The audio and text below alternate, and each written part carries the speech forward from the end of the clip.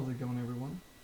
Today I'm going to be doing a Miwa U9 tips video. I've seen multiple videos on um, little tips here and there, but none of it was really combined into a tips video. So this will be um, my tips video and how I got it open, and hopefully combine some of those videos together. I got a few comments on people saying that they have this lock and they haven't attempted it. So hopefully this video will help people get into it. So let's start this. Alright, so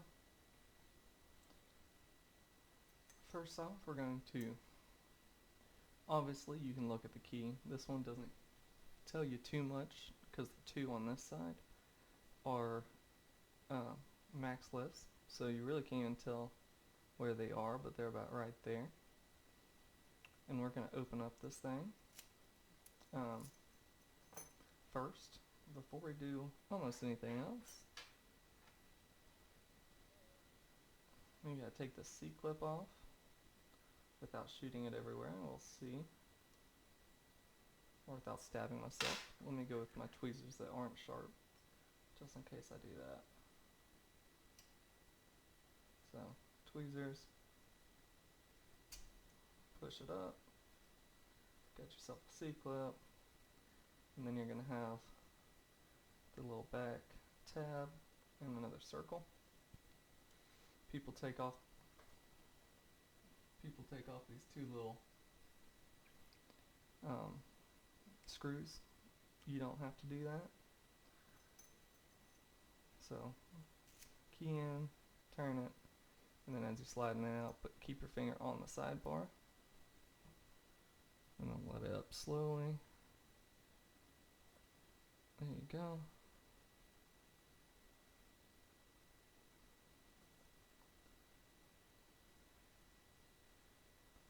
Let's get out those springs.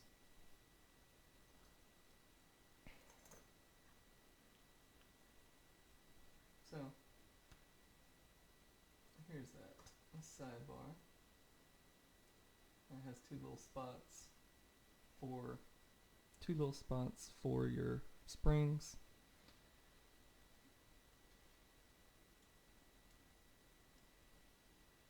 Let's see if I can focus it a little bit better. There you go. And then a little notch to hold it in place. And then you have your lock here.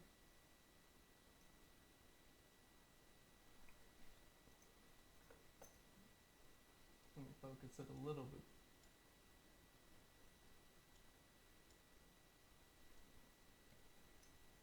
So when the key goes in, you'll get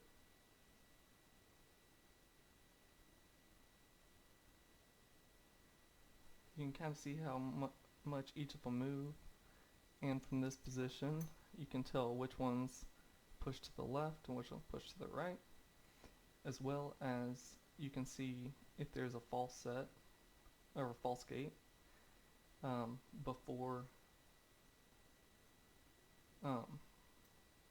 before your true gate. And that's important to know if you're going to have to push past a false gate.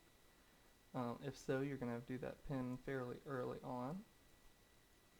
So with this one, so you'll look at each one and map it out.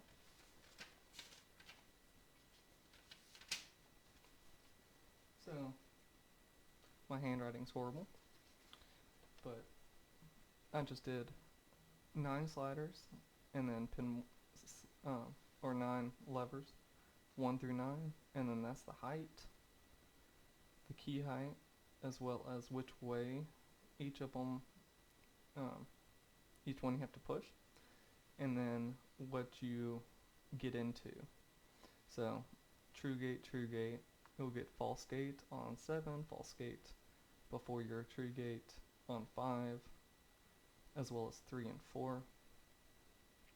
So knowing that, you'll be able to know kind of which pins, which levers you're going to have to do first. And when you're progressive pinning, I would say you'd go, so I started going from just back to front. It's much easier to progressive pin this thing if you just go 9, 8, 7, but I got into a little bit of trouble once I started getting into multiple false gates I had to go through. So I took the other pins out and I just put in the um, ones that have false gates in between, which is 4 of them in my lock. So I put those 4 levers in, and did it until I felt comfortable with those, and then I started putting in the rest of them. So I would suggest when you're progressive pinning to do the ones with the false gates first, and then move on to the ones that aren't as bad.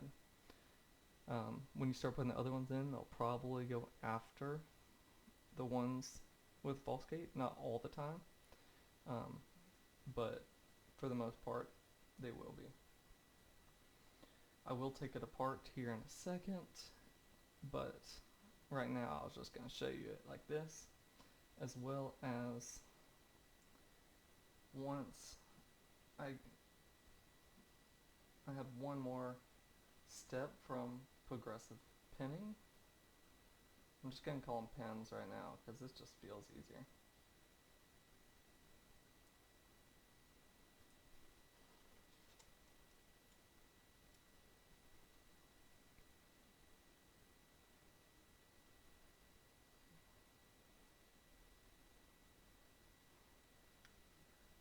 So you put those in,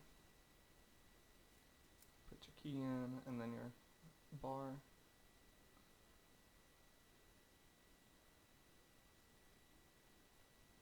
Make sure they're in.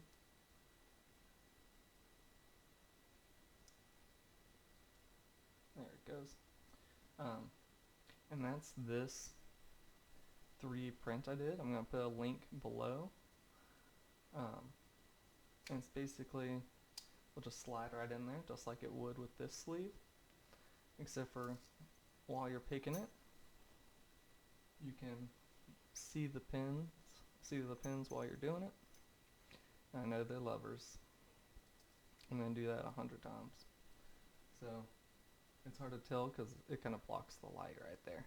But you can see them all except for pin 1 and pin 5. Just because it has to have this bar in the middle to catch the indentation. But it works pretty much the same as this one. The tension's going to be a little different. But when it comes to the order, you're going to have to pick them in, and to know the depth of each pin, I feel like this is the best way to go about it. So I would progressive pin. I'll put them in here to test it and start opening it a few times in here. Before I even switch to that one, I would just cover up this as I'm tensioning it. And if I can do it without even looking, then I would move it into the actual body. And then once I was able to pick it a few times in this body, I'll switch it out, put another pin in, and then do the process again. So it was a lengthy process. Taking this thing apart and putting it back together is not the easiest thing, especially if you're skipping ones at the beginning. So when you're starting to just do like pin 5 and 7, or it makes it a lot harder to progressive pin this thing. But I'll show you putting it back together in a little bit. So that was just my way of going about it. And so this 3D print, if you get the one that I did, it works great, but you might have to file. I'll move it back to its original here.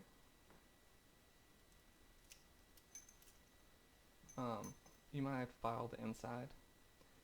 It fit fine. It was just a very tight squeeze, so it made tensioning very difficult. So I just filed out the middle, and it works really well. Alright, we got it in the vise. Make sure the key works good. We're going to tension off of the side that's not pin 1, lever 1. Alright, so I'm going to do first click 1 and 2. Flip my pick over to go to 3 and 4, just pushing them past their false gates. Now I'm going to 5 and 7, pushing those past their false gates as well. Got to click out of 8 and 9, going up, trying to find pin 2. Took me a second to find it. Alright, got pin 2. No? Okay, there now I gotta click out of 2, going back and putting 3 and 4 into their true gates. And now I'm going to put pin 5 and 7 back in their true gate. We got it open. I'm gonna probably voice over that. So we're going to take this thing apart. I'll show you how to take it apart and progressive pin it. I'm going to use just the back of my pinning board for that. Alright. We're going to take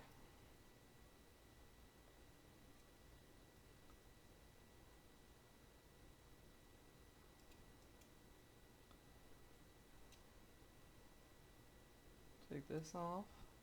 Always gives me trouble.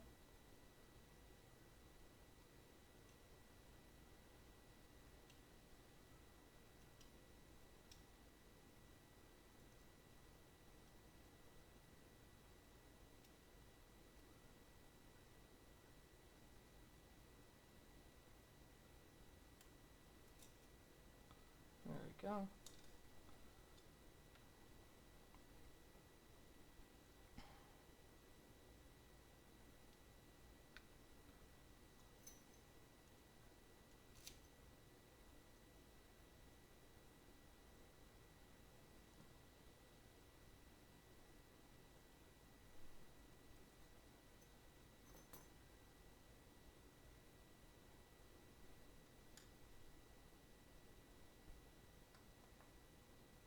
Those are 2 springs.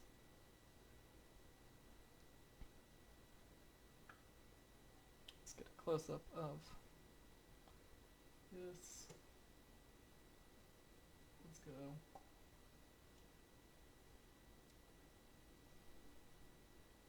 Alright.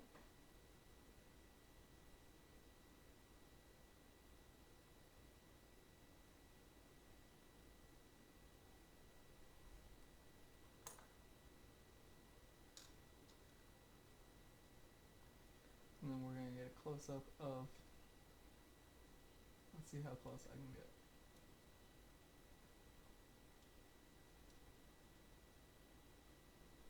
Alright.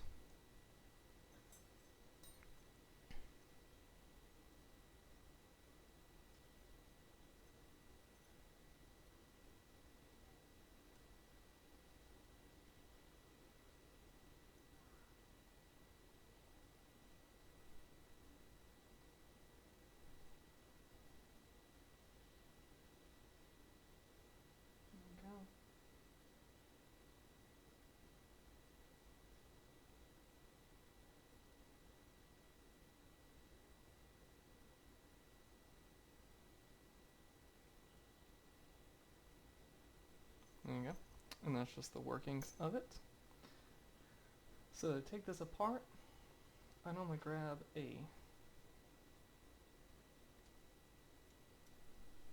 so to take it apart, I normally grab tweezers, and then you can go right on these edges here of your plate, and you can pop these off. There we go, and we got that side. And the other side. We're going to try to pop that one off. There we go. So with those popped off, you can take off the faceplate. And then just make sure you remember orientation on it. So I have it as a, with the small pin up top. And we'll take out each one. So you can have lever 1. And then you're going to have spacer.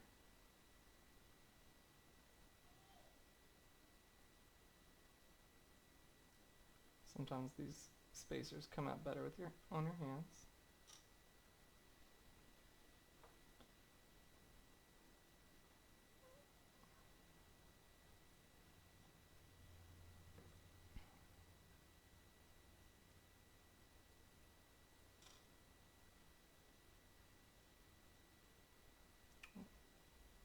My springs ran away. So then this is 3 and 4, and they are the opposite side.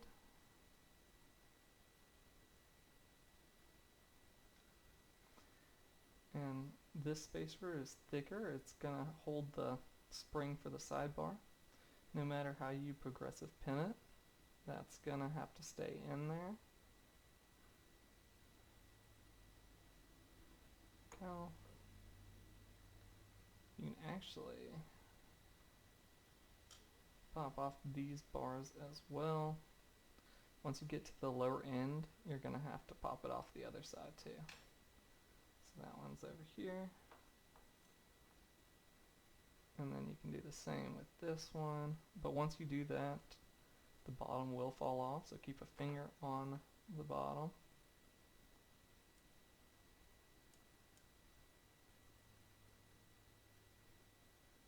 So just get it under there.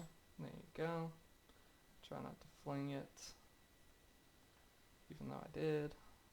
So now the bottom will fall off, so you gotta really hold it still. Make sure your orientation stays the same. And you don't accidentally flip the pins, the levers.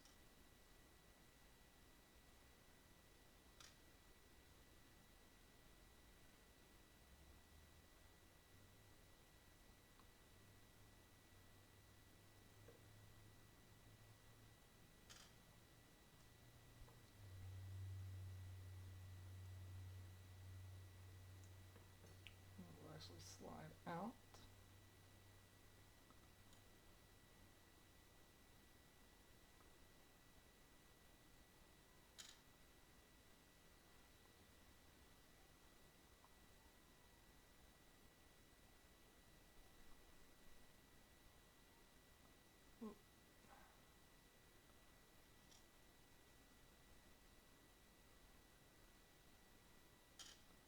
So once you get to the last one, these will come out, actual bars.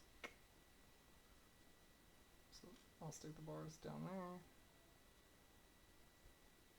And the last lever. There we go. Alright. So that's it completely disassembled. And from there you can progressive pin it with as many of the levers as you want in it. I would suggest putting all the spacers they were previously. So like if you're pinning just 6 and 5, I'll put the spacers for 9, 8, 7, 6 and 5 in there. You still gotta put that spacer in, the thicker one, for the sidebar to fit. Let me see if I can zoom in on these a little bit.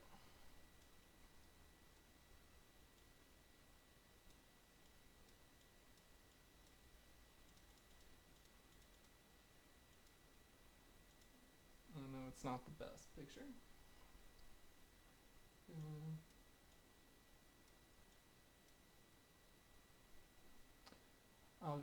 I'll actually take the zoom out, put the focus in, and I'll bring it up to the camera. So you can see that I'm going to lose everything, but there you go.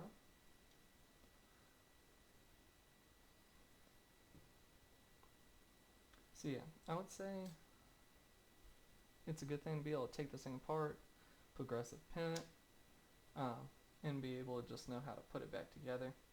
Now, these bars do start getting a little loose. As you keep taking it off, put it on, it flattens it out because you're pushing on them.